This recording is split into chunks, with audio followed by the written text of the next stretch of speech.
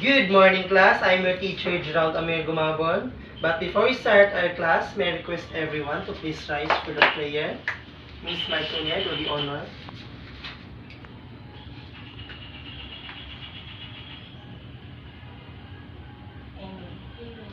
So, good morning, class. Did you take your breakfast for today? Yes, sir.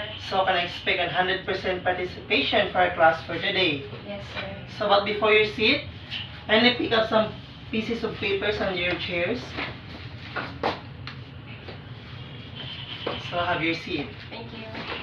So, is there any absent for today? None, sir.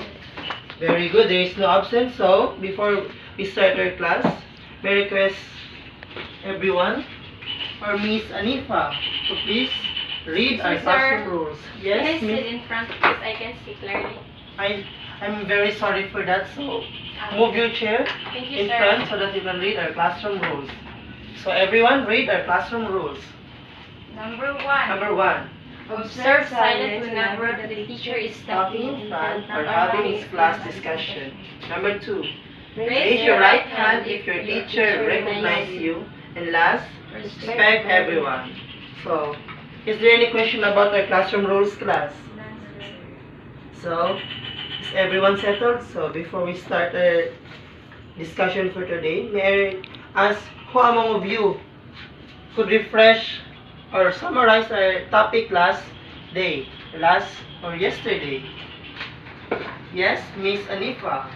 I think our last topic history is all about verb. Yes, thank you. So, Miss Martonia, what is verb?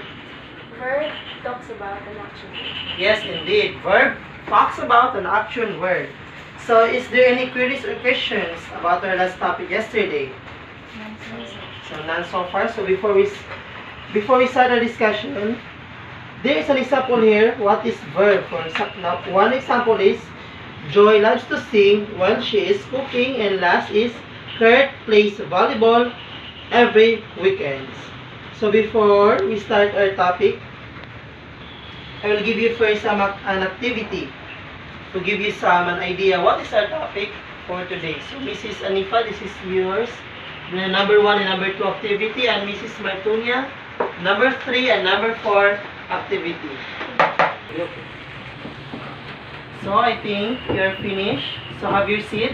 Yes, sir. So, the answer of Miss Anifa for number 1 is Miss Gloria Diaz is the first Miss Universe of the Philippines. This is right. Number 2, where have you been for how many years? Right? And number 3 for the answer of Miss Martunia, please do give my bag under the table. This is check. And the last is, oh my God, I can't believe it. I won the lottery today. So, class, what have you observed about our activity for today? Can you give me an guess if what is our topic for today's discussion? Yes, Miss Anifa, you're very active for I today. think our topic for today is all about the sentences. Or the parts of Parts of sentences. sentences. Very good. So before we start our discussion, this is our learning objectives. So I will transfer our classroom rules.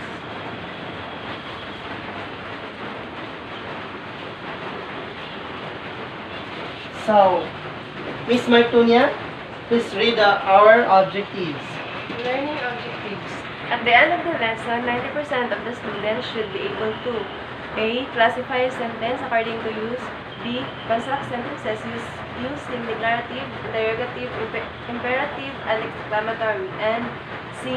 Value the importance of different types of sentences according to use by relating it to real-life situations. Yes, thank you very much, Miss Martunia. So our learning objectives for today is, first is classify the sentences according to use, how the sentence is being used and being constructed.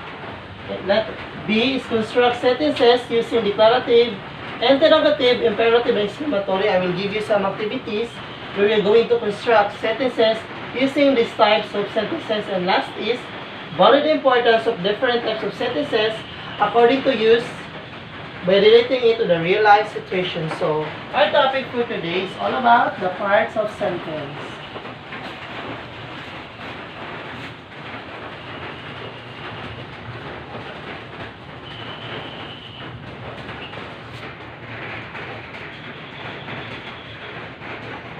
It's very long.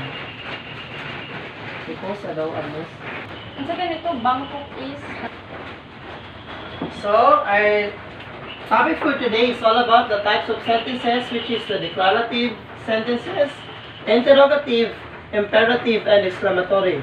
First is, a declarative sentence states a fact or opinion and ends with a period. So, an example here is,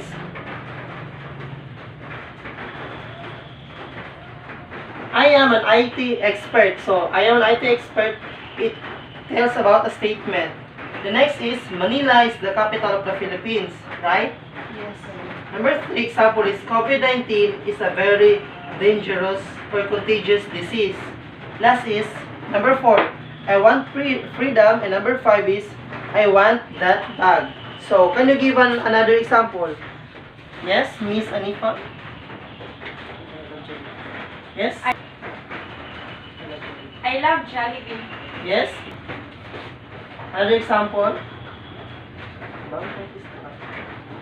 Bangkok is the capital Of Thailand. Yes, very good. You can. Good example. Next is interrogative sentences or sentence. An interrogative sentence asks a question and ends with a question mark. So example here is, what makes you inspired and motivated every day? Next is, how far can you achieve in the name of success? Number 3, what's your opinion on ABS-CBN shutdown? Number 4, when is your birthday? And number 5, which do you prefer, a love or a career?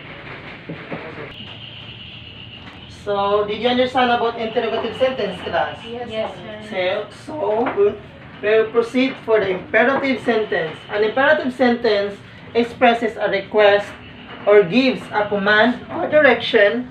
It also ends with a period or an exclamation mark. Example here is that, would you please turn the volume a little higher or lighter? So it ends with a question mark. Next is, be quiet, imperative sentence. Number 3, please bring this basket to your grandma. Number 4, can you help me find my shoes? And the last example is, can I receive an I love you from you? So, again, an imperative sentence requires or requests and command. For example, in the sentence is, would you please? From the word would you please, be quiet. Please bring this basket to your grandma, please. And number 4 is, can you help me? Can you help asking for request? And last is, can I receive and I love you for you? So is there any question about imperative sentence, class? Yes, So we'll proceed for the exclamatory sentence. Exclamatory sentences conveys an emotion and ends with an exclamation mark.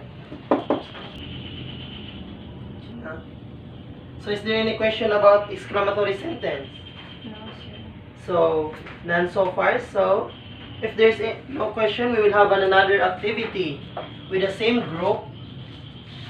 I will give an activity which each group will make a short presentation, each of you depicting the different situations. And remember to use all the types of sentences, which is the declarative, interrogative, imperative, and exclamatory sentence. So for scenario number 1, you and your family are in a concert. Put yourself and your family that you are in a concert. What's your feeling? Next is, during your acquaintance masquerade party. Put yourselves again that you are in a masquerade party. Scenario number 3 is, a famous actor visited your city. And the last scenario you're going to play is, find requirements on your graduation. So, I will give you 5 minutes to prepare for your activity, and your activity will be rated according to the rubrics is, for the content of your activity, you will get 15 points. For the delivery, how you're going to deliver your activity or how you portray which is 10 points. For the cooperation, you have 10 points. And for the timeliness is 5 points. For the total of 40 points. So, are you ready? Yes, sir. So, the floor is yours.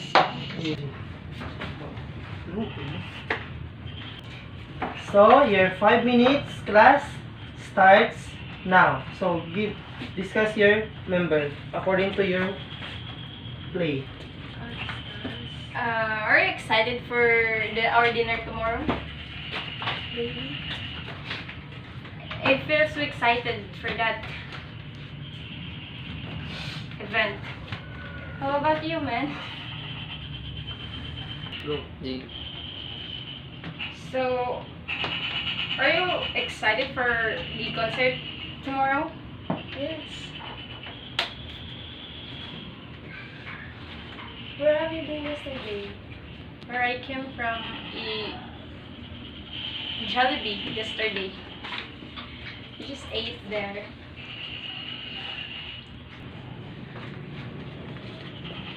So we're going to use the 4 sentences type of sentences.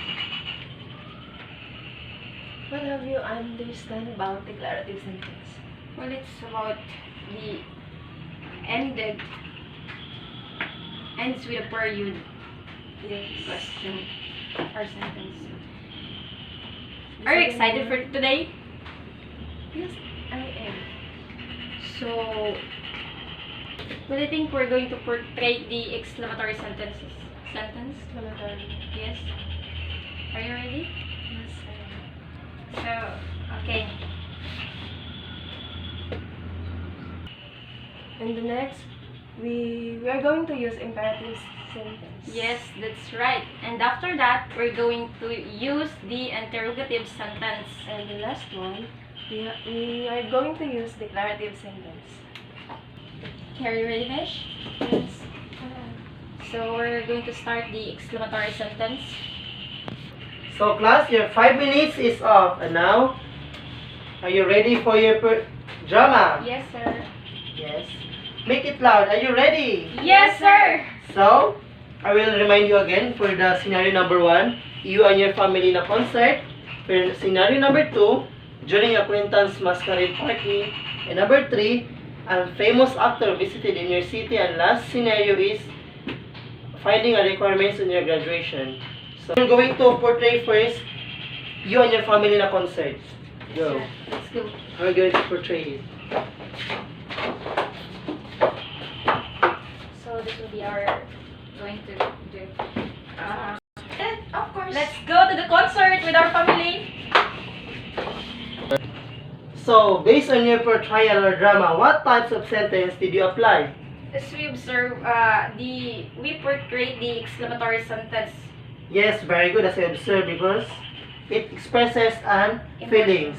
So next, you're going to portray your acquaintance masquerade party. Wow, your dress is so beautiful. Yeah, it's right, man. Can you please do me a favor? Yes. Bring me a dress for tomorrow. We did it. So according to your drama, what types of sentence did you use? We Yes? use the imperative sentence. Yes, you use an imperative sentence which requires or offers an request or a command. So next, you're going to portray an actor visited your city. Oh my! Where did he came from? I don't know. So in your third scenario, third portrayal, what did you use or what types of sentence did you use? We use interrogative sentence. Yes, as I observed because you asked for a question. So for the last portrayal is you're going to find requirements in your graduation ceremony. Are you excited for our graduation for today? Yes. My parents wants to attend my graduation. Awesome. Based on your last portrayal, what did you use? A types of sentence?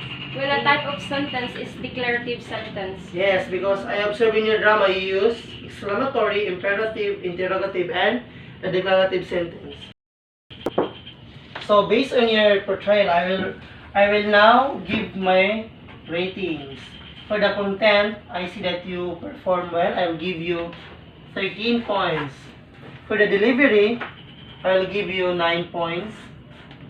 For the cooperation, I think both of you has cooperated 10, and for the timeliness, you finish your activity according to the time given. So, for total, 13, 22, 17. You have 37 points, right? Yes, sir. You have 37 over 40.